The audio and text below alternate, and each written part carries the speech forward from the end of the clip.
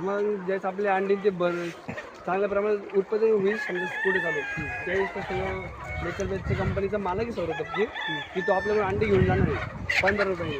मग ज्यावेळेस रेट वगैरे ठरले का? 15 रुपयांनी घेऊन जाणार आहे. मग आपण 7 दिवसाभराचे जमा करायचे आणि 7 दिवशी गाडी पुण्याला त्यांचं तिथे फॉर्म आहे तिथे पाठवून द्यायचे. 100% गावरानच. हा प्युअर गावरान 100 असं 100%. जेव्हा तुम्ही हे पिल्ले घेतले तर तेव्हा साधारण केवढं बसतो व्यक्ती?